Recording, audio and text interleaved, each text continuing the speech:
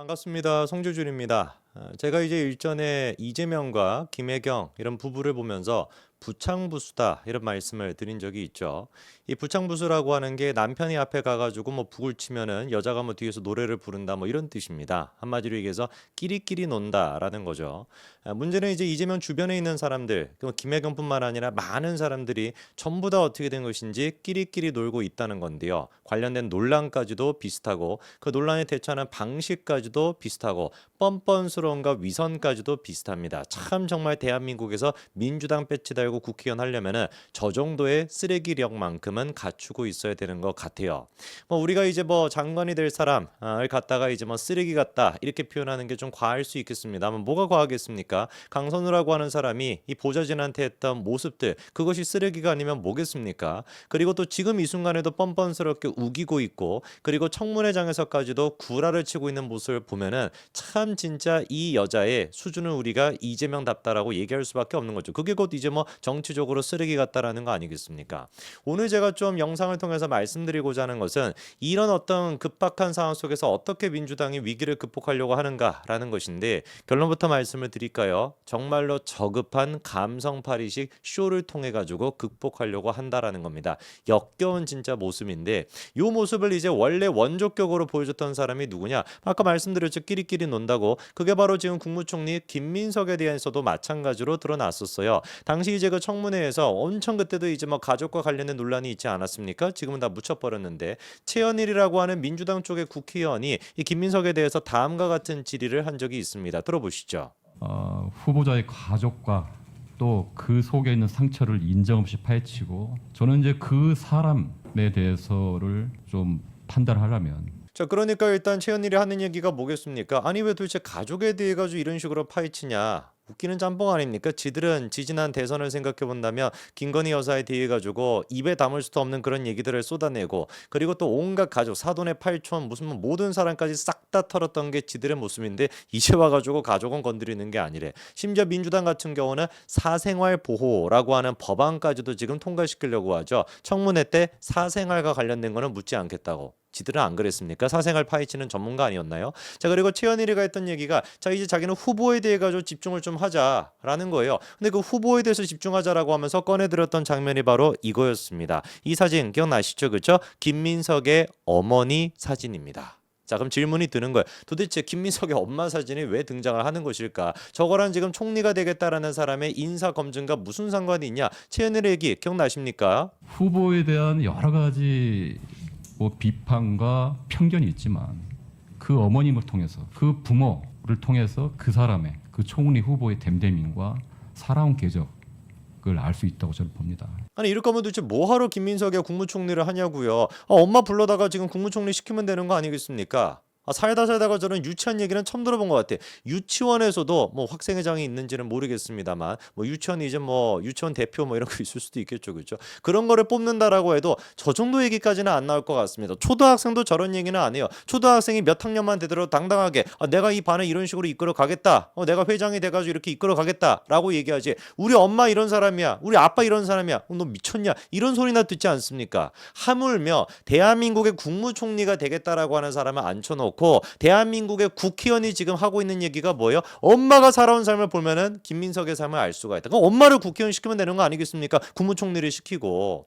그리고 저 얘기를 들으면서 뭐 그때 김민석이가 막 질질 짜듯이 막 이렇게 막 감성파를 하니까 관련된 영상들 보십시오. 언론들조차도 이게 그냥 뭐 일개 유튜버들이 아니라 언론들조차도 모두를 숙연하게 만들었다. 무슨 뭐 엄마 얘기가 나오니까 고개를 숙고 막 눈물을 훔쳤다. 이게 도대체 뭐 하는 개짓거리냐고요. 이런 지금 쓰레기 같은 감성파리가 통한다라고 하는 게 더 비극인 거 아니겠습니까? 그러면 지금의 강선우 같은 경우는 어떨까? 똑같습니다. 끼리끼리 모이니까 다 똑같은 거예요. 이거 지금 나오는 거 보세요. 위장전입이 아닙니다. 울먹이면서 꺼낸 가족사례. 벌써부터 막 궁금해지는 것이죠. 아니 위장전입이 아니면 아닌 것이고 맞으면 맞는 것이지 도대체 가족사에 대한 얘기가 왜 나오는 것이냐. 직접 그 장면 한번 들어보십시오. 위장전입이 맞습니까? 그렇지 않습니다, 위원님. 저희 가족이 일반적인 상황은 아닙니다. 왜냐하면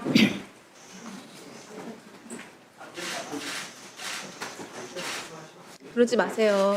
이게 그러니까 아까 제가 말씀드린 것처럼 다 똑같지 않습니까? 감성팔이식 쇼하고 이재명이도 감성팔이식 쇼하고 김민석이도 그렇고 지금 이제 김민석이는 지 엄마를 꺼내드리면 지금 강선우 같은 경우는 지 자식을 갖다 또 꺼내고 있는 거 아니에요. 그리고 아까 전에 이 짧은 문장에서 강선우가 분명히 뭐라고 했습니까? 위장 전입이 아닙니다라고 얘기했죠. 근데 위장 전입이 맞아요.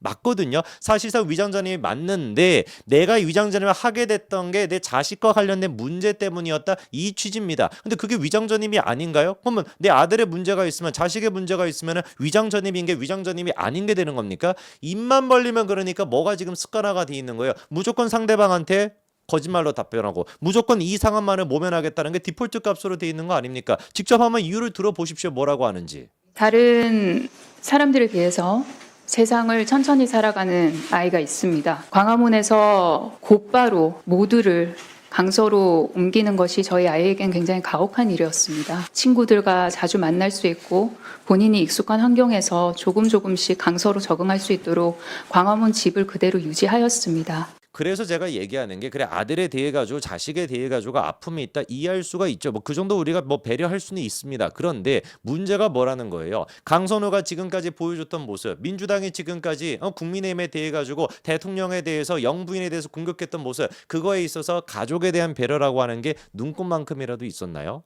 자기들이 최소한의 그런 모습을 보여주고 야 가족의 문제에 일으키게 하면 또 모르겠어. 민주당이 뭐 인사검증 같은 걸 할 때 그런 식으로 야 이거는 가족의 문제에 건드리면 이러지 않았으면 모르겠습니다. 근데 자기들은 할 거를 다 해놓고 이제 와가지고 눈물 질질 짜면서 사연 없는 사람이 어디 있겠으며 사연 없는 사람이 어디 있습니까 도대체. 모든 사람들이 다 사연이 있고 모든 사람들이 다 총리가 되는 게 아니고 다 장관이 되는 게 아닙니다. 그러니까 더더 엄격한 기준이 필요한 거 아닙니까? 근데 그거를 눈물로써 지금 해소하려고 하는 거예요.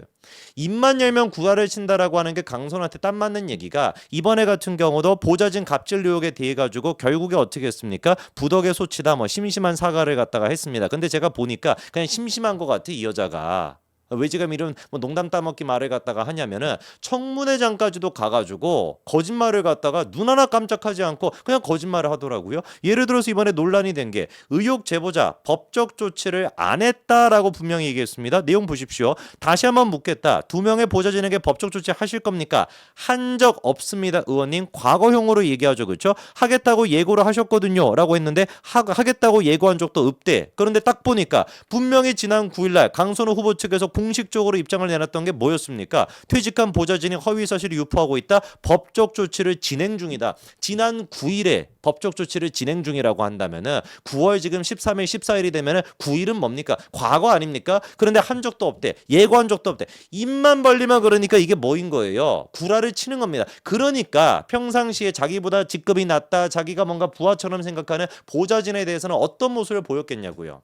최소한 이 부분에 대해서는 민주당도 할 말이 없어야 됩니다. 민주당 쪽에 있는 보좌진들조차도 어떤 입장을 내고 있습니까? 자괴감이 든다라는 거예요. 민주 진영에서 내로라는 스피커들, 보좌진으로서 유명한 책을 쓴 보좌진 선배, 페이스북으로 팔로워가 많은 인플루언서들 이런 사람들까지 뭐라고 하는 거예요? 야 그래 보좌진들이 문제가 조금 있으니까 강선우가 20명 정도를 갖다가 면직을 시켰겠지. 이런 지금 입장을 보이고 있다라는 거예요. 민주당 쪽의 보좌진조차도 역겨움을 지금 토로하고 있는 거 아닙니까?